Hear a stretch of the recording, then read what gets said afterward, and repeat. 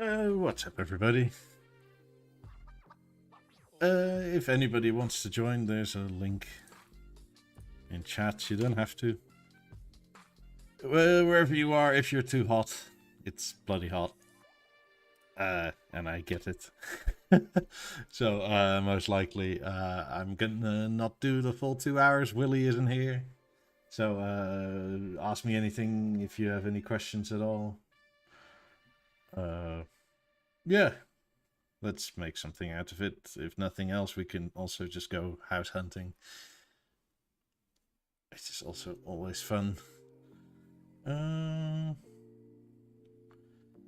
Also, I got a package today.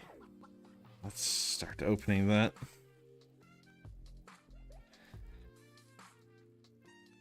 Bloody hell. You can tell it's from Prestige Creators because it's packed way too tightly.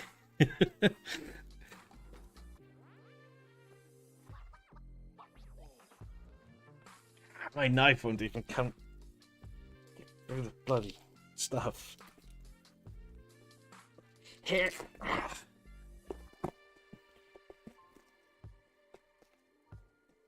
Dear Lord, this is hard. Jesus. I can probably insulate my whole house with this packing material.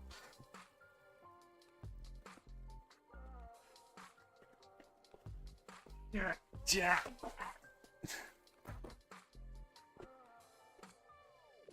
Good God.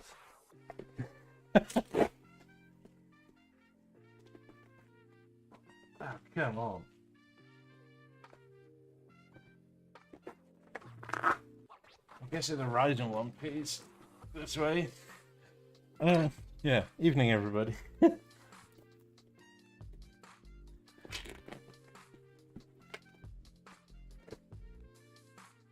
Oh.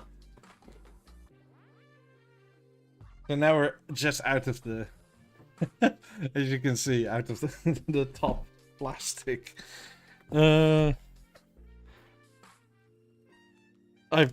never seen anybody be so OCD with packing as Prestige Creators, which is a good thing, but it's so hard to get into.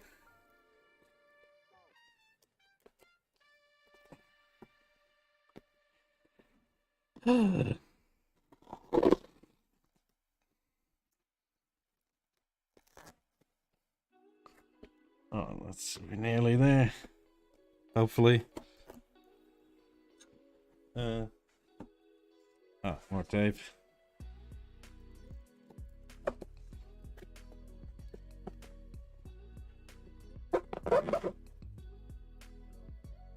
Dear Lord. Wait, is this also glued together or something? Oh, yeah.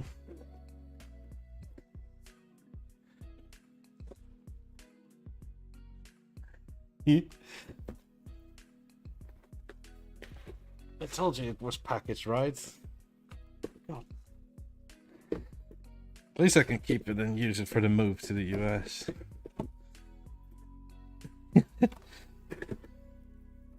Let's put this over here. Let's see where we start here. Yeah, drink lots of water if it's hot wherever you are. Tomorrow's going to be the big one, apparently. We'll see where that takes us.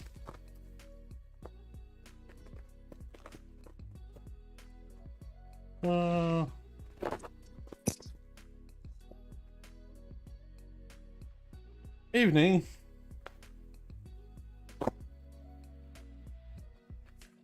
How are you?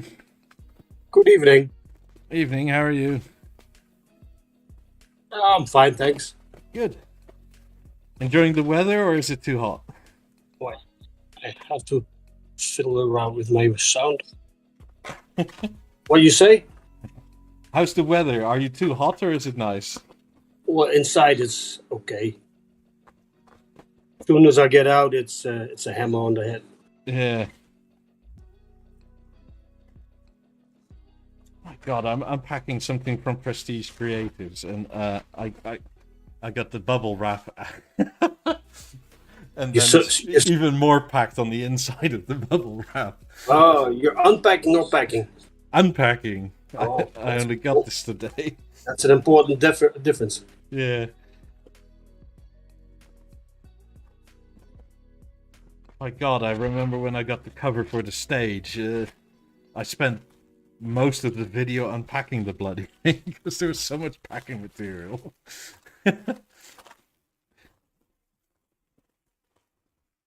God, come on.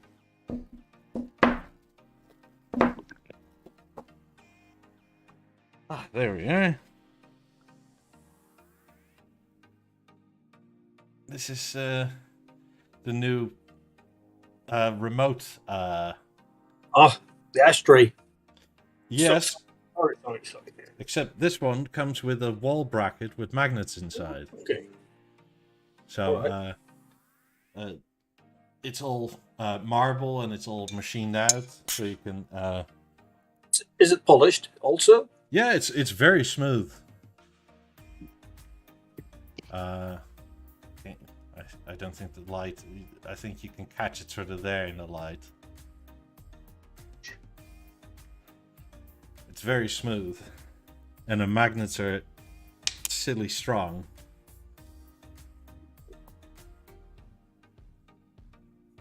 That's really nice. Actually, I have to pull somewhat. Thank you, Prestige Creators. That's sweet. I like this a lot. For anybody that wants to see the back of the inside. So you could, yeah, it's. Oh, those magnets are strong.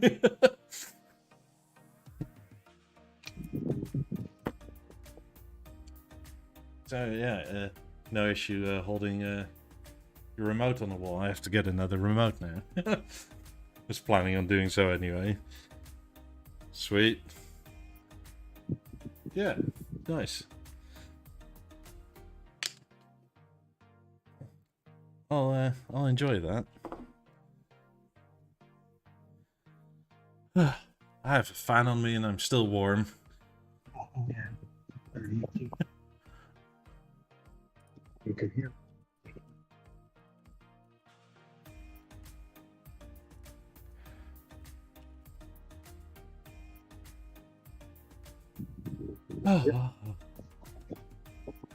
So, are you off on holiday, or is it just in between work times? I have 2 weeks off now. Wait, what happened to your mic? Or is it my headphones again? You hear me? Yeah, but you sound really far away. It's really like you're talking to me like this.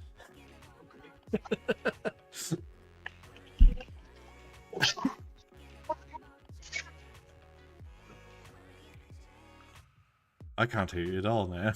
Yeah. You can't hear me? It's so quiet. It's.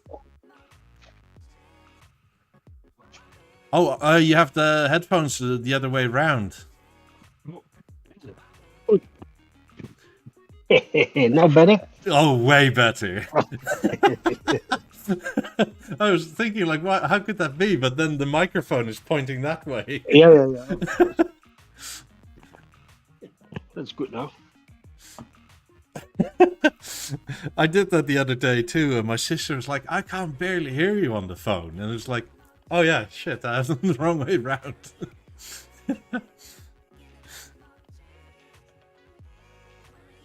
But what I was asking, like, are you off for a few days, or is it like a vacation? I'm home for my 2-week period between jobs. Well, that's so nice. When I'm home, I'm always 2 weeks home. 2 weeks, 2 weeks, 2 weeks, 2 weeks work, 2 weeks home, 2 weeks work. Is that normal in shipping? That you? Yeah. It's very usual. Yeah. Sometimes 1 week, sometimes 3 weeks. But 2 weeks, it's quite common. Yeah. Yeah, my old landlord used to be in the in the enormous oil tankers and whatnot. Oh yeah. And for him, it was always like 3 to 4 months away and then 2 months home. And yeah, on sea in the maritime world, it's usually 4 months, something, 3-4 months. yeah, because he usually went from where is it? Somewhere like Saudi Arabia back to Rotterdam or something like that. Yep. And I mean, they're not exactly quick, those enormous boats. No. Oh, about 40 kilometers, no, quite normal. 40 kilometers an hour. Yeah, but it's a long way to go. That's a long way. That's true. That's true. Yep. I mean, yeah, it was. I don't know. There's some people I used to know that used to work at oil platforms, and they had similar things like 1 month on and 1 month off, and I don't know. I always wonder how that is. I mean, at least on the boat you're on, you can sort of every other night or so stop and get off and eat something somewhere in a normal place. Oh, yeah. But in an oil platform, you're like, I don't know, you're with greasy, sweaty guys. There's literally nothing but sea around. Yeah, and then 6-hour shifts constantly. Yeah. I always wondered if that's enjoyable or if it just pays well that nobody cares. Probably both. Both, yes. Some enjoy it. Well, 6-hour shift is killing, I can tell you. I did that a couple of times. When you do that 2 weeks, you need another 2 weeks to recover. Yeah. Because I do. And usually I do 8 hours when we sail day and night. It's 8 hours on and off with my colleague. Yeah. Yeah, I bet you that gets tiring real quickly. Yeah. And then we part 2 o'clock in the night, and then it's only half a night. You don't need work the whole night, so it's you don't have to work a whole night, because that's somewhat unhealthy. Yeah, it's not exactly good for anything. No. It puts off sleep schedule, it puts off eating habits. No, you start especially when you're eating at night. When you come off your shift, 2 o'clock, and then you start eating, you're hungry. But you should eat really, because you're getting so fat. Yeah, and it's not exactly manual labor when you're just sailing down rivers. No. I mean, it's somehow not surprising that truck drivers get quite chunky. That's true. I mean, I think it's a bit better now with all the tachometers and stuff they need to keep logs of, but... Yeah, it's fairly common that people who do this work have a lot of sleep apnea. Develop sleep apnea because of the changing the biorhythm. Yeah. And when you do that a lot, it's and if you're a bit overweight, then you get sleep apnea as well. Yeah. It reinforces each other. Yeah. Yeah, apparently I'm good at snoring, so... You're... Yeah. So yeah. I've never heard myself really, but I keep on being told. Yeah. So any plans for summer vacations or things like that? I was in Scotland already in May. Oh, nice. No. For the whiskey or for the landscape? No. I said there's the little narrow boats on the canals. Oh yeah. For a week, yeah. That's very, very lovely. Really lovely. Are they still horse drawn or? No. Little diesel engines. Yeah, because the old-fashioned 35 ones was. in England always had one of those massive horses on the side Mhm. right next to it. Yeah. That's all. It's all diesel, but it's like a floating camper Yeah, camper van. I used to live on a houseboat. That was Mm, always good fun. all right. Yeah, wiggling. Especially when it And storms and you lay in bed and your whole bed just... it's you were in Utrecht. Yeah. Ah, okay. So the canal sucks the water out of your mooring place. Basically, yeah. That's where I used to live. It was good fun. It's just the swaying did all sorts of weird things. Mm. Because obviously the electrical and the plumbing all has to be somewhat detached. That sort of concertina thing in the electrical wire would fluctuate the voltage a little bit. So if we had the normal incandescent bulbs, they wouldn't last more than 3 months. Okay. Because they would go like, if it wasn't windy, it would, but it never was that not windy. But they would go like on and go brighter, less, brighter, less. Oh, so okay. Every 3 months we have to buy new light New bulbs. bulbs. Yeah. With LEDs, it wasn't so bad. But back in those days, you could still have normal light bulbs. Yeah. And now with the LEDs, it's they hold up a bit longer. But then again, we have a lot of we have had a lot of issues because it disturbed especially the cheaper LED lights. They would disturb the electronics on board, like they put out weird equipment. Yeah, exactly. We have these transponders, AES transponders. You can follow each other, and they would not work when the LED light is on. So before you find that out, right? There's you have to search a long time, and then turned out to be cheap Chinese LED lights. Evening, Elias. How you doing, mate? Good, how are you? Not bad. Can you see me? No, but that's okay. Yet. I can hear you. Hello, guys. Oh, eyes popping up. How's it going? I thought I'd join in with your conversation just to hear some professionals talking. How warm are you? Because we're pretending like we've never had this heat and it's like 34 or something here. Well, listen, according to how your houses and everything's designed over there, I'm sure you guys are probably feeling the heat a lot more than what we are in Cyprus. We're used to the heat, so the houses are designed differently. We've all got air conditioning everywhere. I mean, it's very hot. At this precise moment outside, it's 9 o'clock over here. It's 31.7 degrees Celsius. 9 o'clock at night. Yeah. You're just 33, yeah? Yeah.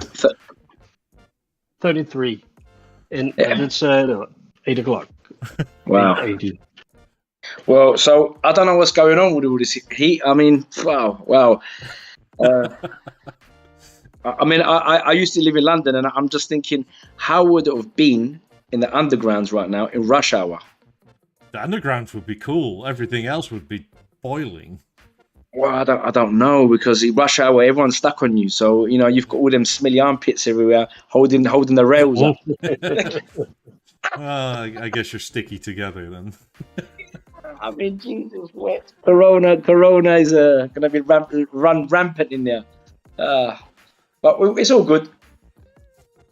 Drinking a cold beer helps. Oh, for sure. Yeah, it's nothing like a cold beer in this winter. I just actually done a barbecue just now. I made some souvlaki. Oh, delicious. Yeah, I made some souvlaki. I got some left over. Yeah, dripping. You wouldn't be Greek if you didn't have leftovers. Come on, you have to. You have. I just cooked for myself. you know, and there's still leftovers. And then all the cats downstairs there, and my cats in the house there. So we all good. We all had a little treat. Thank God. Well, that sounds good. That sounds pleasant. What's the news with BNO? I just actually, I don't know if you've known, but I've been following you guys for some time now. And it makes my day on Sundays that I listen to you guys. Thank you very much for every input that everyone's done, and thank you, Mike, for your. You're very welcome. Thank you for watching.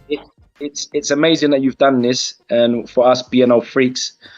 I just had my delivery from England, my BV1155, my BV Avant, and my BV1146, and my Beosound 95000, and my Penta speakers. I don't know if I posted the box that I made for these wooden boxes.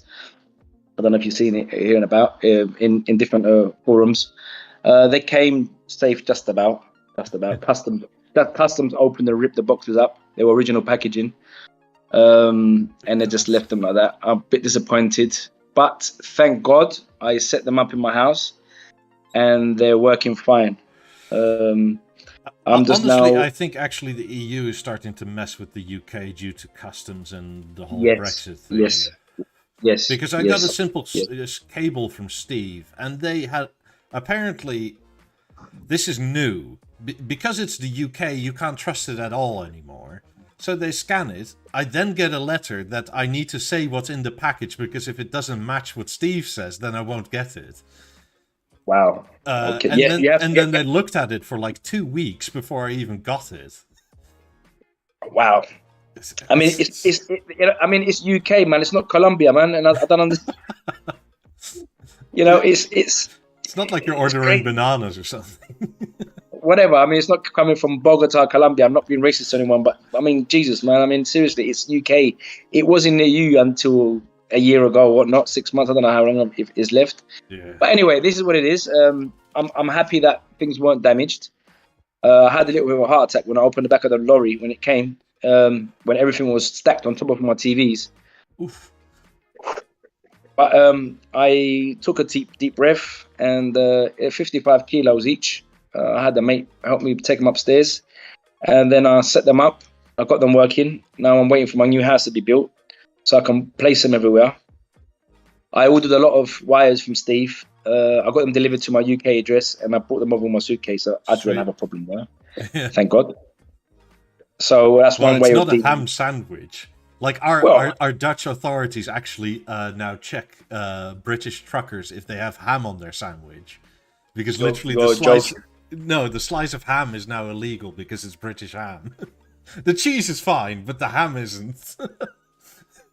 Man, this is madness, mate. It's like they're having a war. You know, they're having a war between each other. You know, it's like kids in the playground, isn't it? It's like little kids. You know, you got my football, and give me my tennis ball. No, I got your tennis ball. I mean, come on, man, guys, please. They don't understand that it's affecting the money flow of Europe, and you know, we're in trouble as it is from all that's going on, unfortunately. You know, they could make it a little bit easier for us, but they don't, I guess. I'm not an expert. I mean, you know, I don't know about economics, or I'm not a trader, so I don't know what's going on in the real world. Or an analyst, or a politician. I don't remember the last time government made anything easier. Yes, this is the truth. This is the truth. They usually find out new ways to make it harder. For everyone. Yes. Absolutely. I agree with you there, mate. But yeah, I mean, so I'm looking forward to the B&O stuff. I'm really excited. I'm over the moon with that van. The 55. I got 1.5 jet. Oh, good. Yeah, I was just gonna say, if all the smart nonsense is better to leave to like an Apple TV or something. Yeah. So yeah, exactly. And the B11, the BV1155 MK4. It's quality, mate. I love it. I mean, it's amazing. Gorgeous.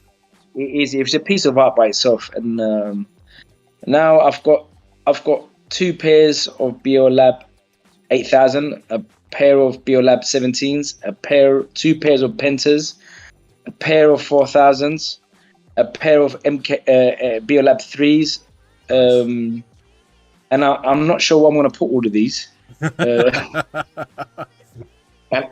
and I want to get a Beolab 28. That's my dream, my next step. I would love to own a pair of Beolab 5s, but I think the shipping to Cyprus is going to be a bit crazy. Yes, for sure. And do I trust them after what I've seen? I don't know. I think the problem with the 5s more so is that even if the shipping and everything goes well, that if the chassis ever goes, to repair them, that's going to be such a pain in the ass. Yes. Because is there a B&O dealer on Cyprus?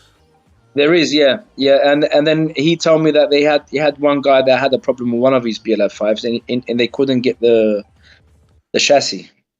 So he had to reimburse the man his money for the chassis. There's not a great big market for Bang & Olufsen in Cyprus, unfortunately. This is the third dealer that I've lived since I've been here 17 years now. So they keep changing hands. I hope this guy keeps it going. He's an intellectual guy, so he's an electrician. He's an electrical engineer. He does house of automotive systems. So he has some knowledge. I just hope there is people buying stuff. Yeah. Beo play stuff like, the stage and Edge. I think that they sell them in a lot of different other places, not just a B&O dealer. So there's ample of them around. Whether they sell or not, I'm not too sure. But it's a shame that I live in Cyprus now, where I've become very passionate, and also I have been since 1997. My first Avant 28 back in the day when I got great my 9000. I've still got it, and it works apart from the video player. Who has VHS tapes anymore anyway? I do, but if we go retro, we go into old 80s style with the old 80 movies that I have. Yeah, it would be nice to watch that. The sound quality on the Avant of them days, I personally think surpasses a lot of TVs now. Oh, for sure, yeah. There's just way more speaker room. Wow, the bass that came out of that TV was on a different level. Jesus, wet. All these flat screens are nice and all, but it just doesn't leave any room for any sound coming out of it. Absolutely. So that's one thing I miss, and I had them on my 8000s, and I had my B&O dealer in London in Watchmore Hill at the time. They lent me a Beolab 2, the subwoofer, for a weekend. And mate, I think I watched all the Star Wars that day, and I was literally coming in my pants. I've got one now. I've got a Beolab 2 now. I forgot to mention that too. So, I'm a bit of a freak with these stuff. I'm working my ass off just to buy my stuff that I couldn't afford to buy when I was younger, and I'm doing it all now, and I'm enjoying it very much. I really am. If you ever need any setup help, the Discord is usually quite good with responding. Thank you. I would definitely come to you guys for that. The living room, I'm thinking of putting my Beolab BV11 in there. In the bedroom, on the wall, I've got a wall bracket for the bedroom and for the living room. So I'll put that on the wall. And for the kitchen, I've got the BV46. I've got a STB brackets, bracket that turns around, swivels, the gyro. Yeah, the good one. Yeah, the good one. So I'm really looking forward for this house to be built. It was meant to be finished in March, and I don't think we're going to go in until Christmas now. With the delays. Everything's delayed everywhere. Unfortunately, yes. So yeah, my dream would be to own a pair of 50s, and 28s. Yeah, well, the 28s are a bit more attainable than 50s. Yeah, I think so. You're a lucky guy. You're a lot blessed who has got them. Well, if you sell all the speakers, you're pretty close to the 28s or the 50s. Sorry? Yeah, probably. If you sell all the speakers, you're pretty close to the 28s or the 50s. Yeah. But then again...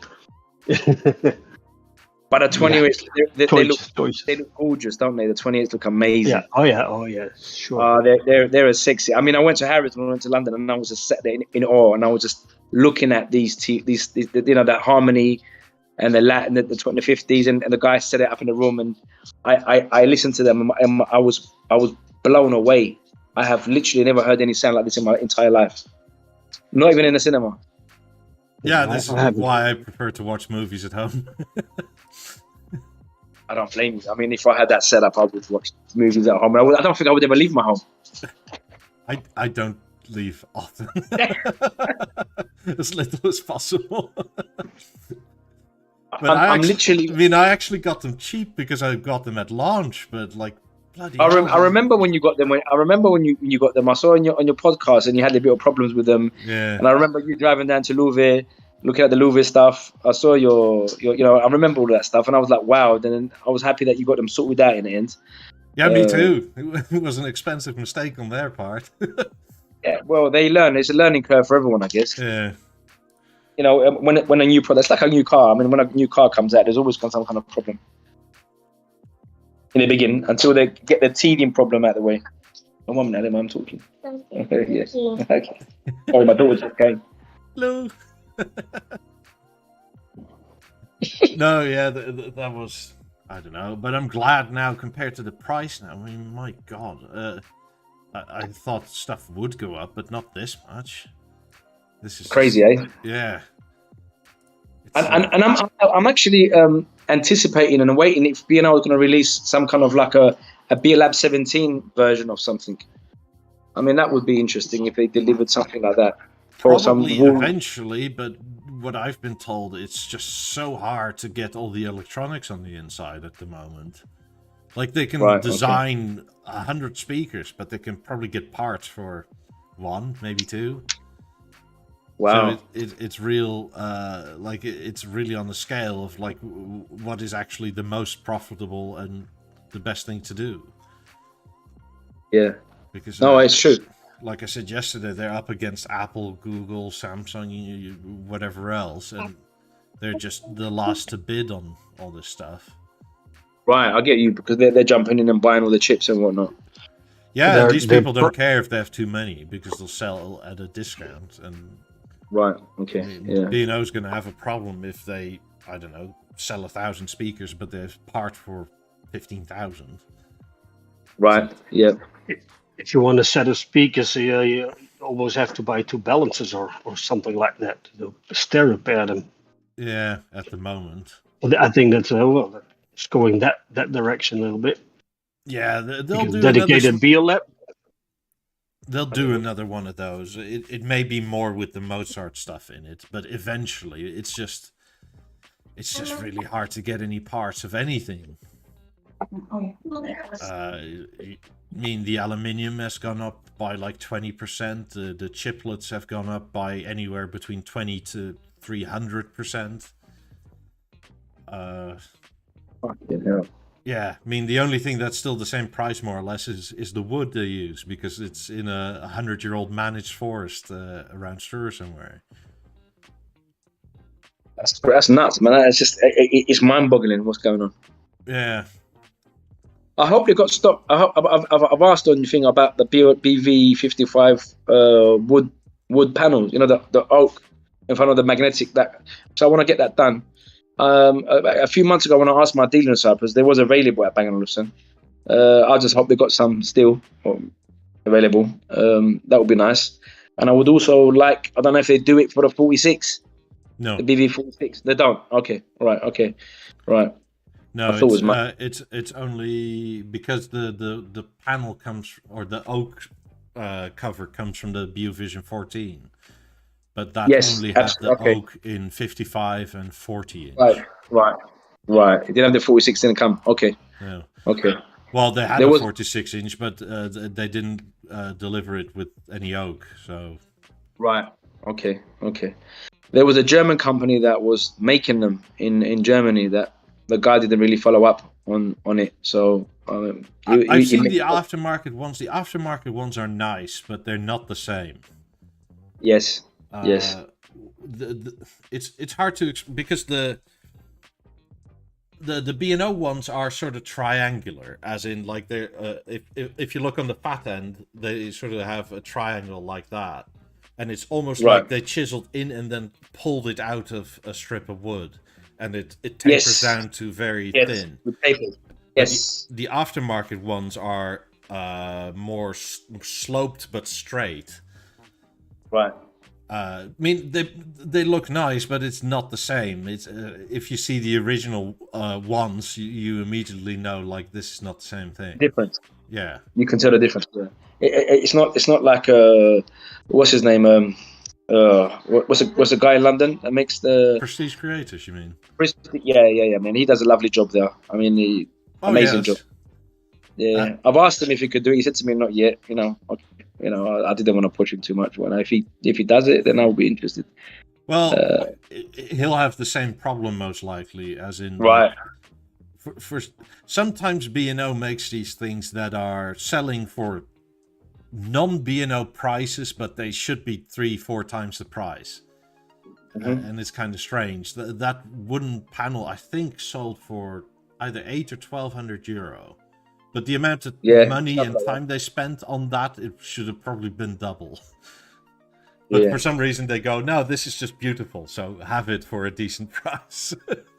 Yeah, I mean, if someone's bought the TV and it goes into par, then why not? It's a spare, isn't it? Really, I guess they're selling it as a spare for the BV14, I guess. Yeah, and if your dealer can't get one, it's always you can always write to a dealer in Britain or John, or they may have one in stock somewhere. Yeah, because I mean they're quite sought after. I mean, like even with the Eclipse, the aluminium frame on that sold for I think 800 euro. But when you look at the work that's gone in it, and like it has all these holes, right? The aluminium front, but until you are close up, you don't realize that the holes at the top are smaller than the holes at the bottom, because the holes at the bottom need to let the base out, so they made them slightly bigger. So it goes from 2 millimeter holes, 3, 4, 5, and then like 6 millimeter holes at the bottom. And it's like, God, that must be a pain in the ass to do instead of just stamp it all out. Yeah. I mean, I guess it's probably it's a machine that cuts it, isn't it? What's the machine called? I don't know if it's laser. I don't know if it's water. I don't know what the machine is. I don't know. Yeah, but okay. I think they take it, make all the holes flat, then bend it all so it's into shape. Right. Okay. It's properly crazy sometimes if they, and this is why I kind of hate them for not showing, because stick a bloody GoPro in your facility. Show us. This is amazing. Then you probably appreciate more the workmanship that goes around it. It's like if you're gonna buy a Ferrari and you go to the plant where they make it and you see the details, or the old school Rolls Royces where all the panels were hand beaten into shape. I mean, if you take something simple as like these remotes, right? That bend in them is actually bent. But not all metal is the same. So if they bend them, and because of the bending it creates friction and heat, the aluminium can discolor. So if there's like a little discoloration because of the bending process, they just toss it because it's not up to par. Wow. And I'm sure they remelt it and they remelt it again. Probably, but like it's to the point where like these are anodized, but if even without the anodization, if you see like a slight discoloration, it's like, yeah, no, toss it, gone. Doesn't meet spec. That's amazing. That's all down to the what do you call it? The quality control must be great. Yeah. Well, not for the screens. No, but those you get some issues with the screens. Yes, I've seen that. But those are made by a different company, so I've got two of them on the screen problems. And they're glued on by different companies, probably. Yeah, right. Like that. If you remember the Beolab 12s, the sort of mirror, they came in a bunch of colors, right? Because you could get them in like the normal polished anodized aluminium, but you can also get them in white and light gray. Yes. Well, the light gray ones are the rejects of the normal aluminium ones because the bending made some discoloration in it. Oh, and they painted them. Yeah. Right. That's why they got different colors. Wow. Okay. And the white, I imagine, and the white too. Yeah. Okay. Well, that's good. I mean, that's fine. There's nothing wrong with that. That's just perfectly fine. I mean, it's a business, isn't it? You have to make money. You can't always go into loss and start again. it's time, isn't it? It's time and electricity and power and manpower and labor. So yeah, if they found an easy solution, then that's great. I mean, some people with a white wall would actually prefer maybe a white speaker like that, the 12s. They disappear into the wall. Yeah. Oh, they're lovely and white, but They're beautiful. It's silly because the blemish could be just something similar, something like there's a contamination in the metal that you only see after bending. It's like, wait, so this little like pin prick is like, yeah, no, it's not good enough. Paint it or toss it. Wow, it's class, isn't it? I mean, this is why these things still live in, my friend, and this is why I've still got that TV from 1997, and it's and I look at this TV and I think, wow, there is nothing that can compare to them. Once you get the B&O bug, you're finished. I think it's yeah. So it's your wallet. Yeah, of course. Somebody the other day told me like, "Oh, you have a bigger budget than me," and I said, "No, ad."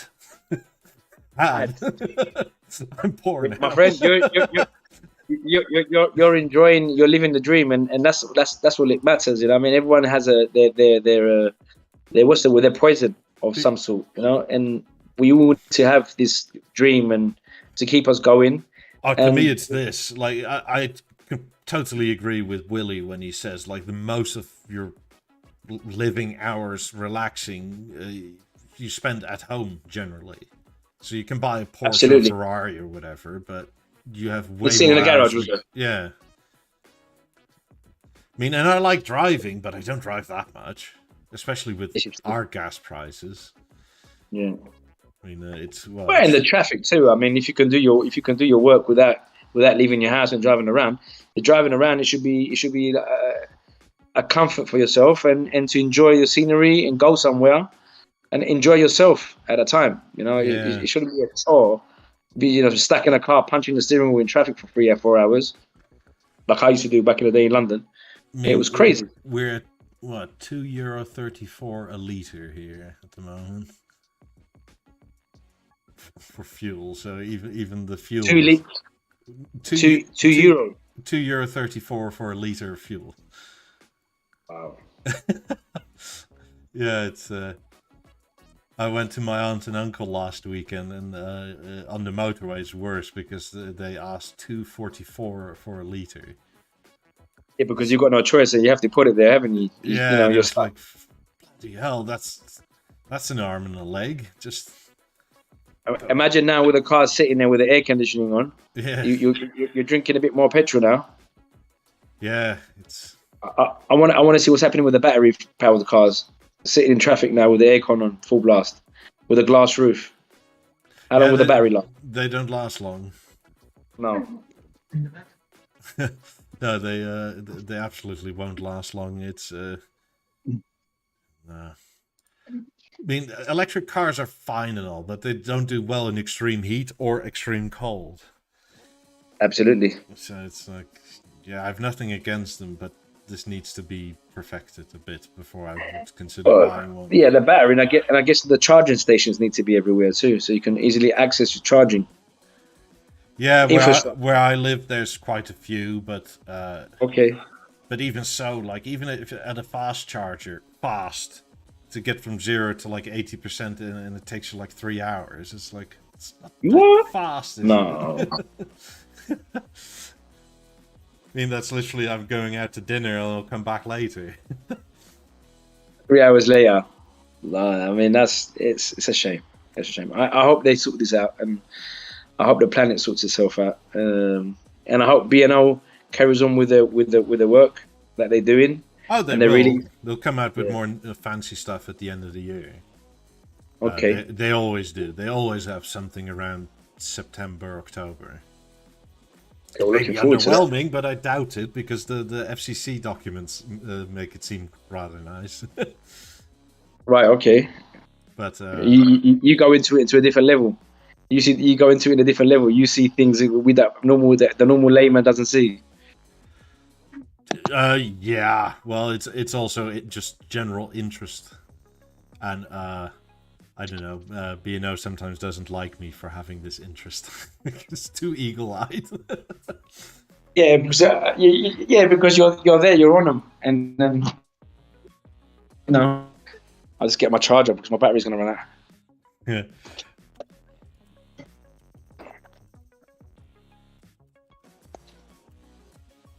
Wait.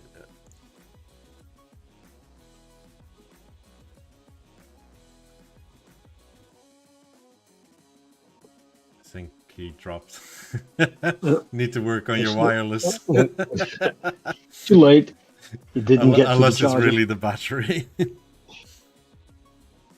Yeah. Too late for the charger. Oh well, it happens. Yeah. We've all been there. I must say, it makes a big difference. I have one of these faster chargers, and it's so much nicer to charge your phone. It doesn't take forever. Yeah. Wait, Michael Yeah, Wilson I have to steal the original ones. Michael Wilson's Porsche Taycan is 0 to 85% in 22 minutes at a 350 watt station. Surely it can't be watt. Surely that must be 350 kilowatt. Because the 350 watt in an hour, in 3 hours you put in 1 kilowatt, not just over. So surely that must be kilowatt. Otherwise it's super efficient if you can drive that far on 1 kilowatt. No. I have no experience with the electric cars. I know it's a long charge every time. Especially when you go. Yeah, I have some. It's crazy how quiet it is generally. It's I mean, it's really that, and that's about all you get. It's very linear the acceleration. So you have every more or less the rep, same everywhere. The at same any torque. speed, it's like Yeah. Oh, it's good fun though. It's just, Well, that's good. They're so heavy though. Yeah. I mean, I see the bait and switch, like in this city anyway. They're now saying that if you change your normal car for an electric car, you get a free parking spot. And it's like, wow. they're gonna change those rules in like 5 years, and then you'll have a car that you still can't park anywhere. No, but they can't keep up with the infrastructure. They can't. The infrastructure can't keep up with the demand for the electricity, so no, they have to do a major job to put thick a cable everywhere in the ground. Yeah, and we're one of the better countries. I'm very doubtful that will be a success. Yeah, me too. And we're one of the better countries. Like the UK is strung together with duct tape, it seems. I mean, yeah. I mean, and that's before we even get to the potential problem that we won't have any gas for electricity. No. I mean, well, like the coal is now into business. Yeah, but even that needs to pick up quicker. I mean, Gazprom today told Germany, like, yeah, the pumps failed, so no gas for you today. No. Yeah. Well, they still have a couple of days, 11 days or 10 days. What's yeah. They have to mount the turbine first that came out of Canada. Five of them or something. This is not something that I'm really comfortable with, being that close to the edge of not having any power at all, basically. No, yeah. So, yeah. I mean, we have a lot of gas here, fortunately, but I don't see our government touching it unless it absolutely has to. Yeah. See, they have smaller fields in the North Sea. Yeah. But they sold it cheaply a couple of years ago. God, we're so clever. Yeah. You could see it coming for years and years ago. Yeah. Really. Well, there's another one. No, he's back. His phone works again. Yes. Oh, yeah. Hello, mate. I'm here. Was it your Wi-Fi or your phone that dropped? My phone, the battery died. I put it on charge. Where am I? Where's the camera? At the bottom. There we are. Yeah. There you go. Now you see your head. You can see my shiny head, mate. Yeah. I'm a hairdresser too, so I don't give any attention to myself. I just give it all to my clients. I'm watching on Discord on the iPad and Twitch on the computer, and on the Discord I only see your bald head, and the Discord. Oh, the shininess. Is it so shiny? Do you actually like polish it with a? No, mate. It's been so many years that my hair's not been around. It's just the skin's just got nice and lovely and smooth, So. Well, I'll go your way eventually. That's why I'm asking. I'm telling you, listen. I'm 47 years old, right? So I started losing my hair at what age? 25, 24, 25. Mm-hmm. It slowly started in the front, and then it started in the back, and then I just shaved it off. So it's been make the decision yourself. Sorry. You made the decision yourself. Yes, to cut it off. yes, absolutely. It wasn't all there, but I just done it, and I've been living with it. I'm used to it. Now I get fed up of cutting it. I actually the shave now. I ordered one of these things on Amazon. What's it called? It's a skull. The three. It's like a shaving thing for your beard. For your. It's got three rotating nozzles. Yeah. It's like I've ordered that. I've been using a trimmer, a very fine trimmer, and then also a flat blade that turns that you do your shave. But I heard good reviews on this. I ordered it online. It's gone to London. So when my mum comes over, she'll bring it over for me. So I'm looking forward to using that to see it might help me. I wake up in the morning, I just go, whoop, whoop, whoop, and it saves me every 2-3 days going into detail doing it for that, because it's got a line going around here like that. It's okay. My dad used to always say, grass never grows on a busy road. It doesn't. It means what did the Equa Poirot say about the grey cells? Too many grey cells here, thinking about Bang & Olufsen. What to buy next? Yeah, that's always a problem. You almost could say that you have an anodized head. And yes. It's anodized. It's. I mean, look at it, mate. I mean, it's bloody shiny, isn't it? I mean. Yeah, it's anodized, definitely. Oh, and then you can see your veins popping out like yours. I can see your veins popping out here. Oh so yeah, we've got them in the same place. Yeah. We must be the same model that we came out the same batch. We have to check the part number, the serial number on the back of our heads. Yeah, it's all good. All right, guys. Tell me something that I will give some happiness about. Whatever you want to tell us about Bang & Olufsen. Tell me something new. They're making money. Yeah, well, that's good. That's good. Yeah. As long as they're making money, they'll keep afloat. They won't go bust. But they'll be around. Anodizing is fun to do yourself.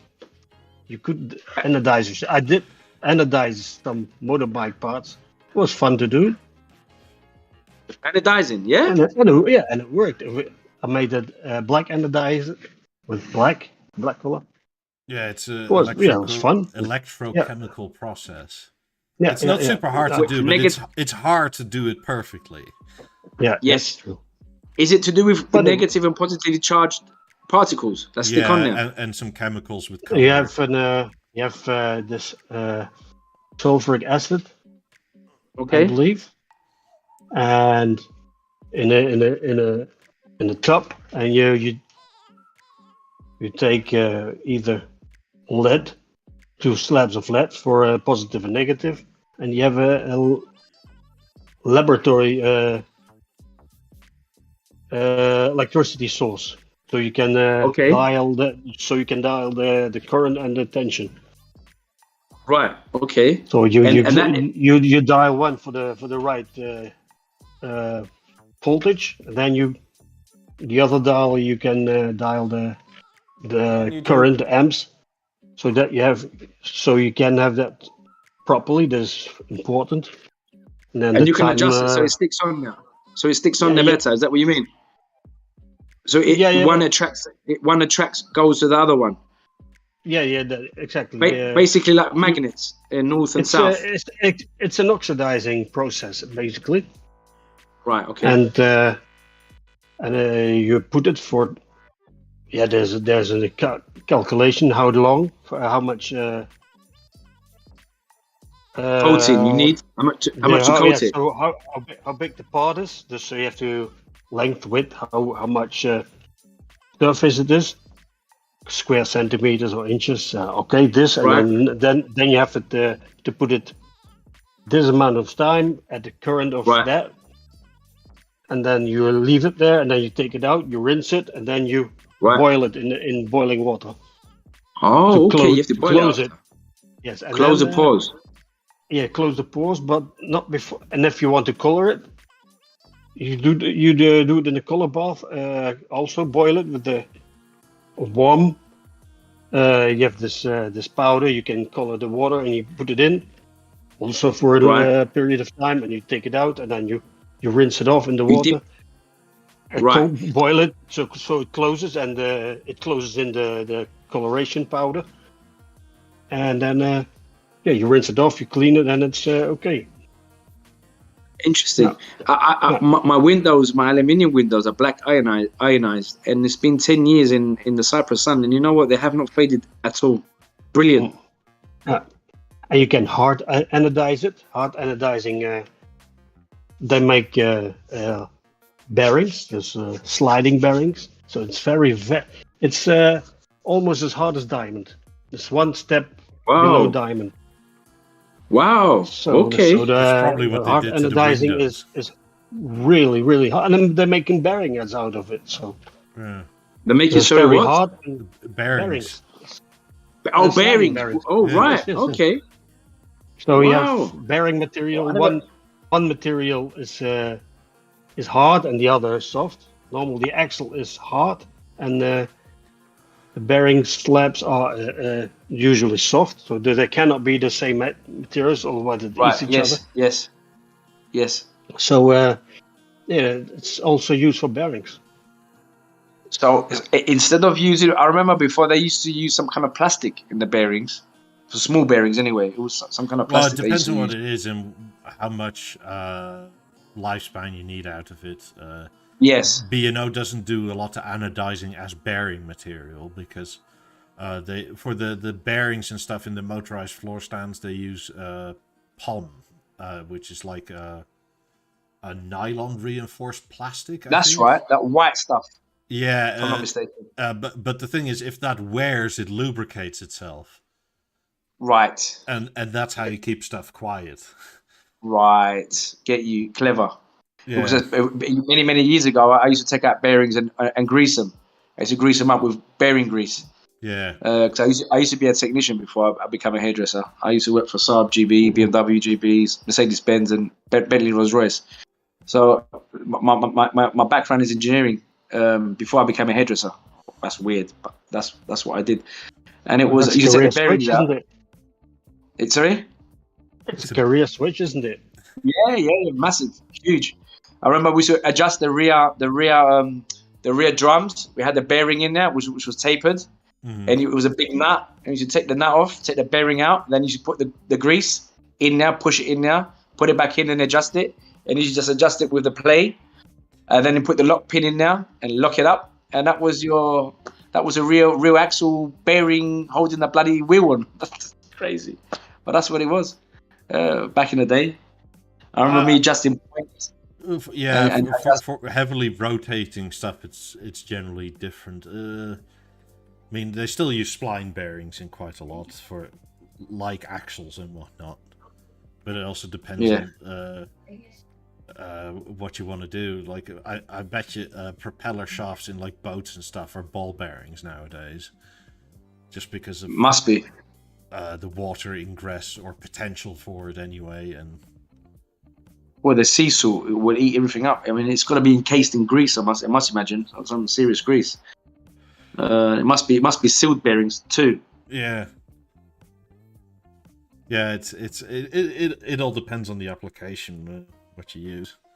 I'm quite shocked about the bearings are actually ionized. That's amazing. As technology has really moved on, eh? Yeah, I was watching something on National Geographic. Was it yesterday or the night before? But apparently the 6th Street Bridge in California somewhere, which is like one of these major bridges across like the sort of storm flood drains. This entire bridge now stands on bearings. Because of earthquakes and stuff, so the entire bridge has to be able to move, and not just a little. It moves like 80 centimeters from left to right. Wow, it's bloody crazy. It's amazing technology and engineering. Engineering is amazing. I mean, you have to move with the planet, I guess, and wind also. And the cars and the traffic, and depending on how many cars are on there, and the weight of it, and the wind, and if it is an earthquake, they have to take all of these into account. You know, like the old Superman movies. Remember when it was a bit of a the concrete will crack and collapse. Must be well, the old concrete still does. I think all concrete cracks at one point or another. I mean, my major thing of building a house, I read and I was watching a documentary that concrete mustn't be poured or set above 25 degrees Celsius. Yeah, then it dries too quickly. That's it, and it cracks. Yeah. And there was a documentary that were building a dam somewhere in the States where they were putting liquid nitrogen into the concrete trucks. Yeah, and the engineer would take temperature samples of the concrete, and if it was above 25, they would just send it back. They wouldn't pour it. Pretty sure that was the Hoover Dam at the time.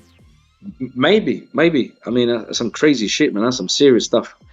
It's also when you have to pour that much, the bottom then dries quicker than the stuff coming on top. So you have to sort of match that, because otherwise they sort of become independent blocks that are sort of attached, but not really. Absolutely, and that's why they put vibrators in there to mix up everything together. You know, so it goes and it fills up all the nooks and crannies. But also, the concrete produces heat at the same time. Oh, a lot of it. This is why they want to ban it from most building materials, because of climate-related things. Oh, really? Yeah, because it emits quite a lot of CO2, really. Okay, that's interesting. So they're I mean, it's still the best building material, but they're looking at fiber reinforced concrete now, just so the actual cement part isn't so prevalent. It's there's a lot more like fiberglass and stuff in there, which is quite interesting. Which also makes it a lot lighter. So yes, that's a big plus, I guess. Being lighter, you can extend out further out with balconies and whatnot. Yeah. That's interesting. I mean, I want to know how the Incas built all their ancient ruins, and they kind of molded their rocks into shapes and to nooks and crannies, and without mortar to hold them on. I mean, I don't even understand how they did that shit back in the day. I mean, it's crazy, madness. It's kind of easy if you can just kill anybody that messes up. Oh, you did a bad job. Choppy chop. Well, okay, fair enough. But how did it seems that it was liquefied rock. It's just like in a sack or something. I mean, it's mad.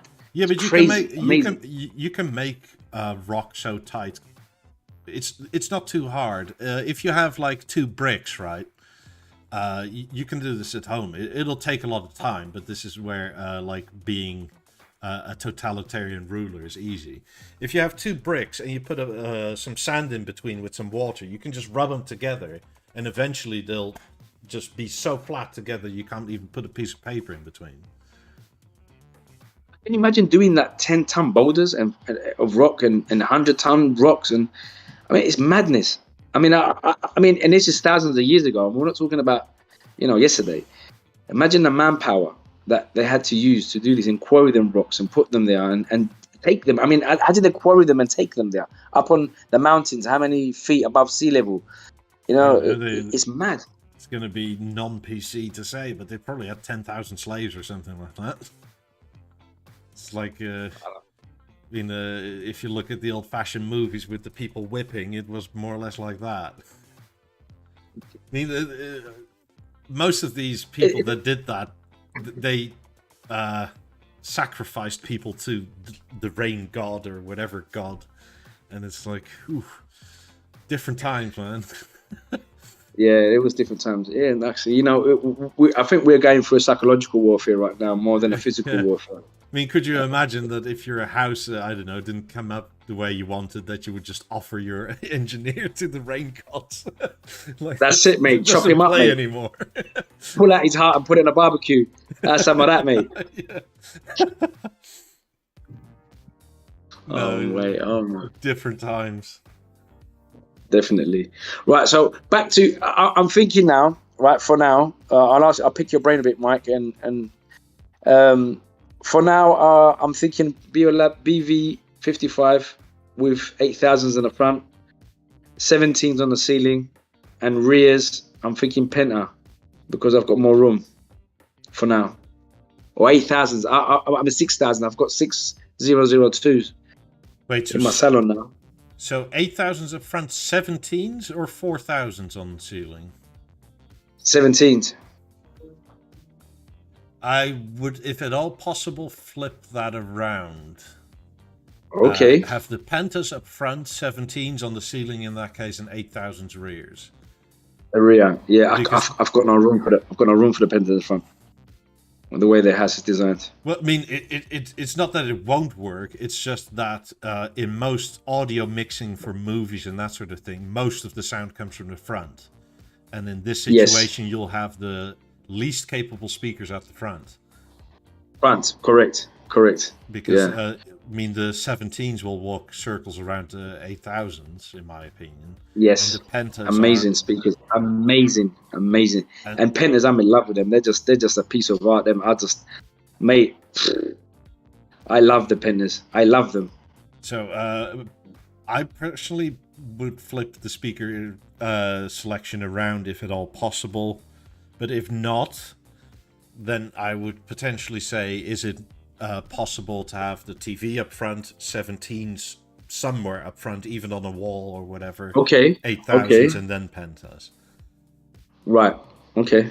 Because it's just that, like I said, the way audio is mixed, the most will always come from the front, and you'll have the most capable speakers otherwise doing effects, which is kind of a loss for their ability. Very true. The reason why I'm thinking that I'm saying Pentas is because I've got them and I don't want to not use them. Otherwise, I'll have to stick them in my man cave somewhere. And its man cave is really small. Bedroom for the missus. Yeah, my missus does. She hates them. I think every woman hates Pentas. I mean, there are many sitting there. I mean, they take over the whole house, don't they? But you know, well, let them sit out for a little bit. She'll get used to them. They have their own association with it, probably. I mean, I think quite a lot of these objections are people that see them for the first time and think something of them. But if they sit there for a bit longer, then it becomes a bit more normal to look at them, and then opinions change. Sweet. Is that a 2,500 or a 2,300 next to it? 25. Sweet. 25 with it's got the memory in it. Yeah, it also has you have the stand with it. Those are quite rare nowadays. Yeah. And I've got loads of stuff. Sorry, the mess is very messy here. Yeah. I see the 17s. Sweet. 17s are here. I've got 2 of these. Nice. Yeah, this is the stage and the Louvet TV. The Vance that's covered for the cats don't eat it. BV11, the BV46 in a box. 1000. I've got 2 of these. Nice. And then I've got all of these boxes and a lot more other stuff in my cigars. Obviously, I'm like your mate. He loves his cigars. I love my cigars. I'm a cigar freak, just like Willie. Yeah. Oh, he'll be jealous of that. He'll have to get one of those humidors. No, they're perfect. They really are, because it's a fridge and a humidor. So in Cyprus, it's very important. You got to keep the temperature correct, not just the humidification. So unless you've got Cyprus a normal being an humidity. island, is it very dry there or is it quite humid? Humid. Well, I'm in Nicosia. I'm in the capital, so it has got a lot of humidity, but not as much as near the sea. But now with the everyone's houses in Nicosia, where they have gardens and they sprinkle and they have grass and they have swimming pools. Obviously from the heat, the humidity rises from the swimming pools and it causes humidity. Mm-hmm. But it's nowhere near as much as being next to the beach. Literally, the humidity runs off the windows, off the glass. It just runs down. It's like it's raining. You're soaked. Yeah. Sometimes you can have like 85% humidity, 90. It's mad. Yeah, we're not that far off that. It's weird when as we're moving to Florida next year, people talk about You are going, yeah? Yeah. Like Florida, oh, it's hot and Good for humid. you. And then I look on the weather report and look at the humidity, and it's like 55%. And I look at the Dutch humidity, and it's like 70%. Wow. It's because it rains a lot in where you are, and when the heat up, the humidity rises off the grass and the trees, and the nooks and crannies underground. The rivers, I guess. Yeah, it's perpetual drizzle here.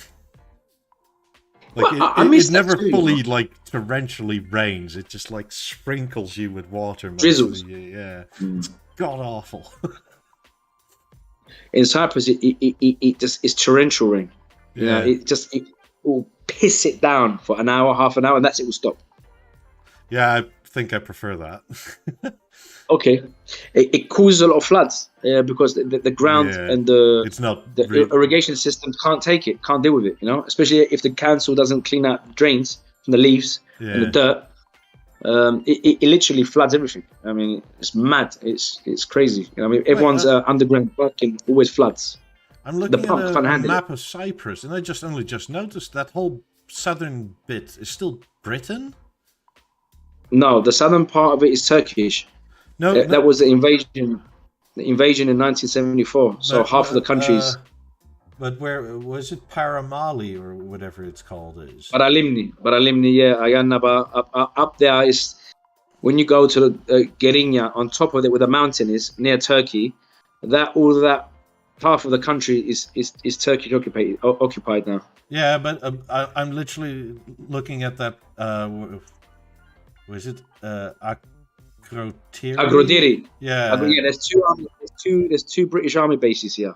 Yeah, because it literally says there's a border there, and it says United Kingdom. Yes. Well, it is. Yes, it's the property of the United Kingdom. Yeah. So you've got two British bases. You've got Agrodiri, and you've got Jagelia. Wait, so that's been because Cyprus was quite important to the British in World War II. So this is still their possession. That's kind of strange. Well, no, just them two parts. Cyprus used to belong to the Commonwealth, so it was a British colony once upon a time. They bought it off Turkey. That's why we have the same laws and we drive on the same side as England, and everything is English law and whatnot. So, and everyone basically in Cyprus speaks English. And the Turkish part, they also drive on the left side of the road. Yes. Okay. Yes, they carried on with that because the infrastructure was already built before. So when they invaded and took half the island, they carried on with that same infrastructure, I guess. I remember in September 57, Sweden decided to go drive from the left side to the right side. Okay. Join the Hey, civilized world. Yeah. Wow. They That was a drove- massive change. They drove the left side of Sweden, and then they decided to swap overnight. In September, I believe the 3rd of September or something, at Age Day. Maybe we should ask Eric about it. Yeah. Wow. What is Age Day? Yes, from 5 o'clock in the morning, they had to switch sides. That must have been chaos. I think I've seen pictures of that. That was chaos. Well, Correct. I saw a picture of that. everybody had to do it. Wow. Not bus and trucks first. No, everybody. Everybody. Wow. So it was right to left or left to right. Sorry. Yeah, it's Age Day. It was Yeah. called. Yeah, so Dagen they Engels, drove yeah. on, like in Britain, and then they decided to drive like the continent. That's right. Yeah. The weird part about that is just that at that time, probably nobody had a left-hand drive car. So everybody's Yes. like feeling like you're on the wrong side of the road perpetually. Because Absolutely. I've driven British cars nuts. here from my grandparents, and like being Okay. on the motorway here with the steering wheel on the opposite side is so weird. Correct. It's a weird feeling. It is. Yeah. I get confused too. Where But to I turn. believe in Sweden they had already the steering wheel on the left side already. I'm not sure. I read about really? it something. Yeah. Okay. I don't. That's I don't interesting. think they drove the steering wheel on the right hand side. I thought it was left, and still driving the left side of the road, but I'm not sure. That's still strange, because then you're always on the side of the sidewalk. Yeah. I remember working for Saab and in German cars and BMW, Mercedes, and they designed the cars. I mean, the brake servo, for example. I'll give you one perfect, easy example. The brake servo, where they changed the cars to a right-hand drive to go to England, they just stick the steering wheel and whatnot, but they don't think about the technician. It used to be a nightmare to work on. You had no room because it was obviously designed to be on the left. So you couldn't get your hands in to fix nothing. I mean, you would have to be like take the engine out and take the whole dash out to do something. And that was a nightmare. And it was due to the changing the steering wheel to the other side and the whole dashboard. I bet that's quite common still to this day. I mean, I'm sure. I mean, even the That's a steering design. column has to go through like the exhaust manifold and that sort of thing. It's And not only that, the brake pedals, when it used to be brake pedals, I mean, they had to put a brake lever, a rod going to the other side with a counter lever and a bearing to push the servo in and out. Do you understand? Where it was before, Yes. it was just mad. That's potentially the dumbest solution ever, but I guess it works. And I remember on the 900s, we had bulkhead problems where they used to solder the bulkhead on the steering column. Mm-hmm. And the bulkhead, when they used to weld, that was about spot welded around with a bulkhead used to hold the steering column on, that used to crack. Mm-hmm. And you used to hear like cracking noise.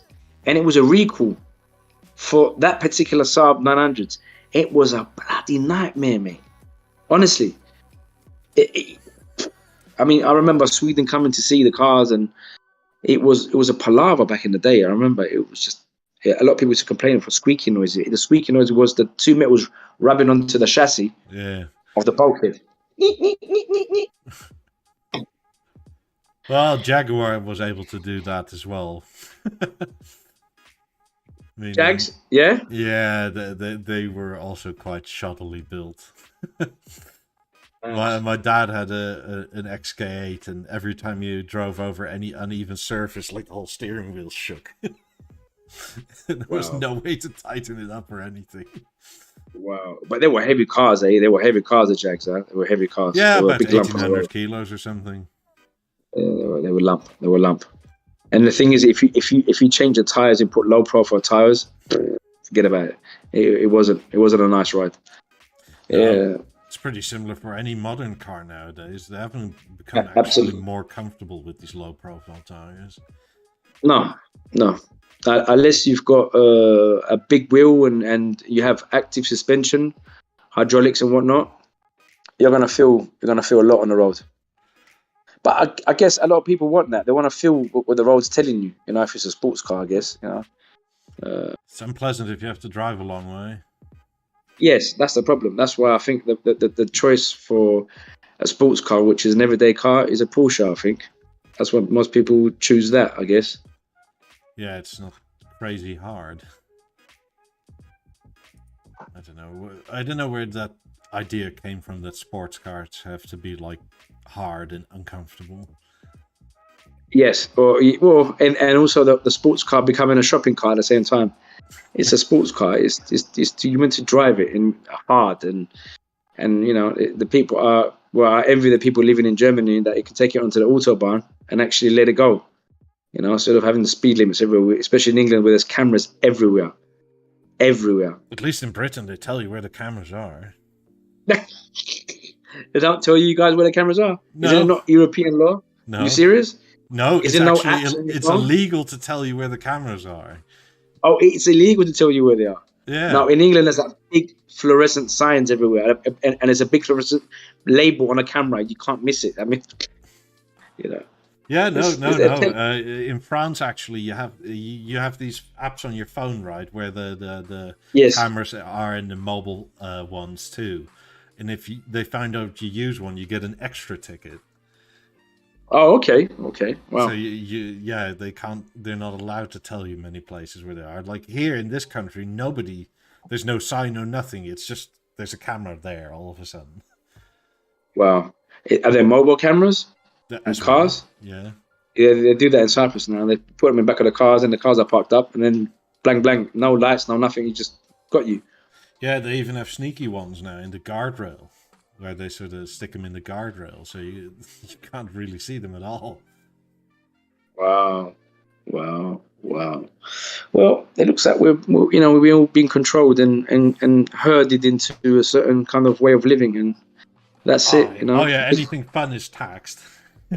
That's it, exactly. You know, we're going to start taxing us for smoking. Well, they already do, obviously, money. Most of it is tax. Everything is tax. I mean, the prices of cigars have gone up crazy, mad. Everything's gone up. That's partially bad harvest and the Chinese buying up everything they can. Yes. The Chinese have ruined the market for everyone, I think, with the cigars. Anyway, that's 100%. Because they will come into Cyprus and buying everything they found and shipping them over there. And they were doing the same thing with Europe. And then Cuba just said, you know what? See you later. That's it. I'm going to take the highest price that the cigars are in the world, and I'm going to put it as a base rate. That's it. Finished. Bye-bye. That was it. Yeah, I mean, Willie in Canada was actually... I was always amazed because the taxation on cigars there was fucking crazy. Because... like a box of cigars that was like $250 or something in the US was like $1,200 in Canada. Just tax. Wow. Yeah, that good job he's moved, eh? Yeah. Is he enjoying it? Is he liking it? He loves it. Yeah, and I'm sure you will too. Oh yeah, I've been there quite a few times. I know I will. I'm just really happy he does. Because I don't think he's ever been there before other than now. Wow, that's lovely. That's amazing. Every time I speak to him, like, are you still enjoying it? It's like, I don't want to go home. Wow. Okay. Like, yes. Success. Well, that's his new home. It's going to be his new home now, no? Yeah. No? Yeah, and from, was it September or something like that? He's going to manage the shop there, so... Brilliant. Yeah, that'll be nice. He's back in the game. He's a very intelligent man, so, and he's straightforward. So I'm guessing he will do very well. Well, he's even more OCD about it than all of us are. I mean, he's very OCD. In his spare time, he starts reading manuals. Wow. Like he sits down with a bourbon and like some pleasant reading. Wow. It's like a manual. Wow.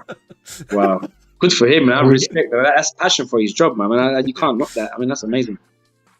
That's amazing. I'll take my house too. Literature. He reads about Masterlink protocol. Yeah, literally. I mean, and this is why you can ask him so many things, and he'll know it off the top of his head because he literally sits down and reads these stupid manuals nobody cares about but him. but that's amazing. But he must have also a good photographic memory to remember things too. I mean, if he drinks a lot, so he just reads a lot. I drink a lot. That's fine, but I don't read nothing. Good for him. Good for him, mate. Good for him. Guys, I'm gonna have to leave you now. I'm gonna have to go. Have a good one. See the baby. Thank you, guys. Enjoy everything. Thank you for everything you guys doing. Keep up, and we'll speak soon. Always good fun. Ah, man, it's a pleasure, man. Thank you for everything. Bye, my friend. Until next week. Until next week. Until next time. Peace and power. You too. Bang and Olufsen. Here we go. Ice power. Power to the people. Ice power. Take care, guys. Bye. Thank you very much. Ciao. So. I should make that a meme on the channel. Every so often go, ice power. Yeah. Class D. Yeah. Yeah. Yeah, B&O could do something with that. Sometimes I don't know if it's me or maybe it's me and Willie but sometimes they're just way too serious and it's, I don't know. It's like, could you guys please like not take everything so seriously? Like make a joke, have some fun every so often, maybe, please. Yeah, they're trying to be something. How should I put it? So they can address the more richer people. So they want to behave that direction. Yeah, but maybe more posh. Oh, they love that for sure. More posh than they actually are. But sometimes it feels like if you look at like modern art, right? The people that are the art critics are always super dressed up and uptight, but the artists are always a mess. They're more the art critic than the artist, in my opinion. Yeah. I mean, and they're the ones making it, so it's like wearing black jerseys and stuff. Yeah, and stylish black rimmed glasses, and then you sit with them in your mouth and go, Yeah. It's like, oh God, lighten up. Doesn't sometimes I think with the art world, the actual art is to sell a painting for millions of euros. When you can manage that's art, not the painting itself. Yeah, I bet you there's a lot of sneaky money laundering in that. No, absolutely. I mean, absolutely. If I secretly got like, I don't know, 100 kilos of cocaine from you, I couldn't pay you directly. I'll buy your painting. No. Yeah. I mean, it'll be this ridiculous thing that's like a stick figure, but it's like $100 million now. Oh yeah. It's like, yeah. Let's see the artist's intention. Yeah. God, it's so silly sometimes. Yeah, what they call art. Ooh. And Yeah. so and I every time I'm passing Duisburg in Germany, they have a big giant rectangular square column. It's orange. They painted it orange. It's on the banks of the Rhine, maybe 10 meters high. It's just a slab of chocolate bar, like up straight, and that's it. And that's art. And I can see art in it. And they spent. I don't want to know how much they spent on it. Like, and it's enormous. Like, I just put in. Yeah, that's it. Duisburg orange art, and it's like, what the hell? Yeah, this is just. I'm passing it every time. See, the police is looking at it. I see there. Yeah, right there. Police boat. No, it's just. And I don't want to know how much it cost, and repainted every now and then. It's ridiculous. It's gotten a bit out of hand here locally as well. And all the roundabouts, there's this stupid art, and it's like I don't even know what it's meant to be. But if you look at the local council, and they paid like 300,000 for this thing, that's I don't know what it is. I couldn't tell you. Yeah. Six sheets of iron welded together. Oh, I guess we're in the wrong profession if this is art. Yeah, well, who's that artist who made a lot of money with smearing the floor with peanut butter in the last few years in the museum? There was a museum. I don't know how much peanut butter he put on the floor, and that was art. It was a Dutch museum. I don't know anymore from my head. Somewhere, I forget where it was, but in the last 2 years, somebody sold an invisible sculpture. Oh yeah. I'm not joking. This guy was literally like, "It's right here, don't you see?" And somebody paid 70,000 euro for it. Yeah. And It's ridiculous. They had the artist come over, and they wanted this invisible art in their garden, and he said, "Yeah, and you need a plinth, and I'll put it on there." Yeah. Somebody actually spent money on this. What about this visual artist who put a banana with duct tape on the wall?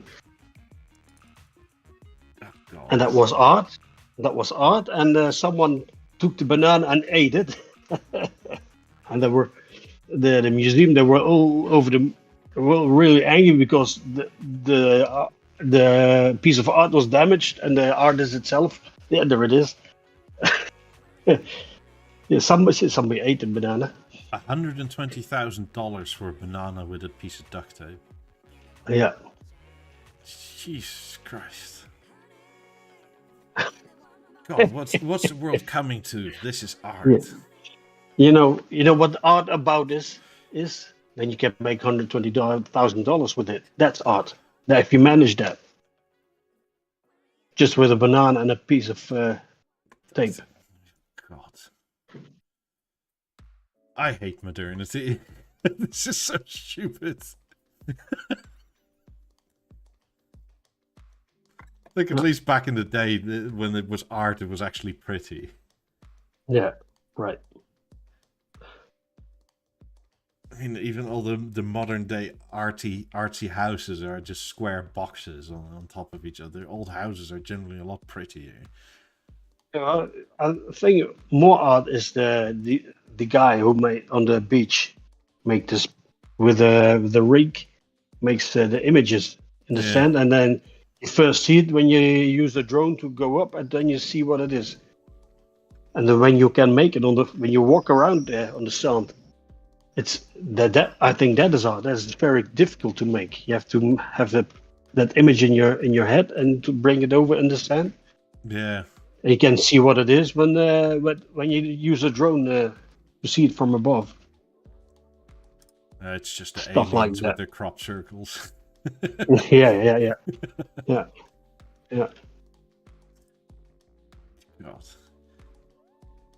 Oh well, is what it is. You can't do much about it.